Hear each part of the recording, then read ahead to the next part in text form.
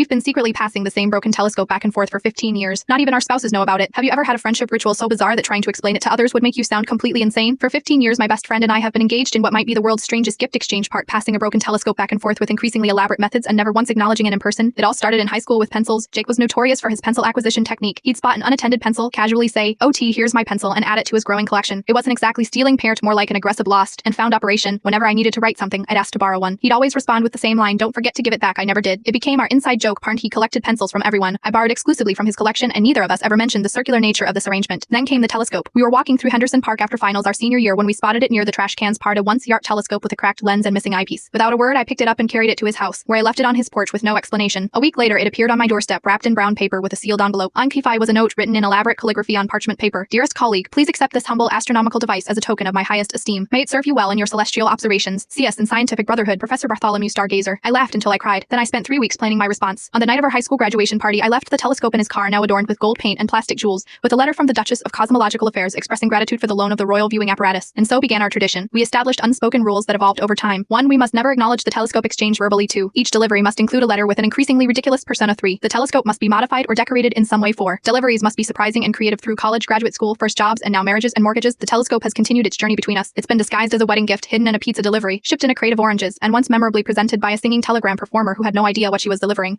The Sardas have grown increasingly elaborate. I've received letters from Sir Edmund Hubble III, defender of the galaxies and the Supreme Interstellar Council of Lens Crafters. Jake once wrote an entire 3-page letter in what appeared to be Elvish script, which I later discovered was actually just English written backward. We've maintained our silence about the telescope even as our lives have intertwined. Jake was the best man at my wedding. I am godfather to his daughter. Our wives have become close friends. Yet in 15 years, we have never once spoken about the telescope in person. At a dinner party last month, Jake's wife mentioned how he'd been working late in the garage on some secret project involving gold spray paint and feathers. My wife noticed my sudden coughing fit. As I tried not to laugh, later she asked what that was about, and I simply said Jake and I had an inside joke from high school. Must be some joke to still be funny after all these years, she said. The telescope currently sits in my attic, transformed into what can only be described as a steampunk kaleidoscope with brass gears and tiny LED lights. It's been 3 months since Jake's last delivery, the longest gap in our exchange. I've been crafting my response, a Victorian-era Astronomical Society newsletter announcing the discovery of a new planet, complete with historical photographs and membership certificates. Sometimes I wonder how long we'll keep this going. Will we be 2 old men in retirement homes still smuggling this broken telescope into each other's rooms? Will our children inherit this bizarre tradition, confused by their father's inexplicable attachment to a useless optical instrument? In a world where friendships often fade with distance and time, our ridiculous ritual has become an anchor. The telescope itself is worthless, a broken piece of equipment that should have been trashed years ago, but the story we've built around it, message by message, delivery by delivery, has become one of my life's greatest treasures. Some friendships are built on shared interests or meaningful conversations. Ours is built on a broken telescope and the silent agreement to never ever explain why it matters.